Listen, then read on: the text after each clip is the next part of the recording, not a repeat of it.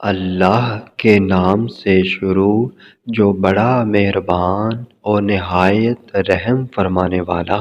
صحیح بخاری میں باروایت ام المومنین صدیقہ رضی اللہ تعالیٰ عنہ سے مروی فرماتی ہیں کہ ہم رسول اللہ صلی اللہ تعالیٰ علیہ وآلہ وسلم کے ساتھ ایک سفر میں گئے، یہاں تک کہ جب بیدا یا ذات الجیش، بیدا اور ذات الجیش یہ دونوں دو جگہ کے نام ہیں، میں ہوئے میری ہیکل ٹوٹ گئی، یعنی میرا ہار ٹوٹ کر گر پڑا۔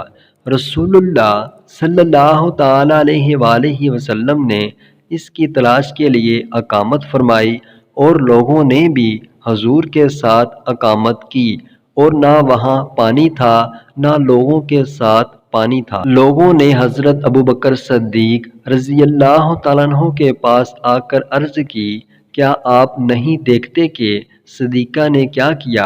حضور کو اور سب کو ٹھہرا لیا، اور نہ یہاں پانی ہے نہ لوگوں کے ہمراہ ہے۔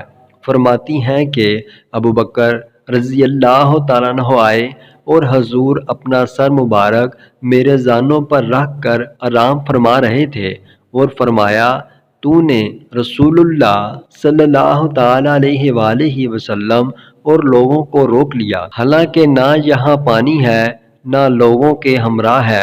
ام المومنین فرماتی ہیں کہ مجھ پر عتاب کیا، اور جو چاہا اللہ نے، انہوں نے کہا، اور اپنے ہاتھ سے میری کوکھ میں کوچنا شروع کیا، اور مجھے حرکت کرنے سے کوئی چیز مانے نہ تھی مگر حضور کا میرے زانوں پر آرام فرمانا۔ تو جب صبح ہوئی، ایسی جگہ جہاں پانی نہ تھا، حضور اٹھے، اللہ تعالیٰ نے تیمم کی آیات نازل فرمائی اور لوگوں نے تیمم کیا۔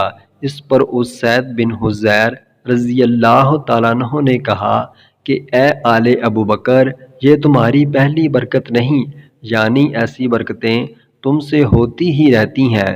فرماتی ہیں، جب میری سواری کا اونٹ اٹھایا گیا، وہ ہیکل اس کے نیچے ملی۔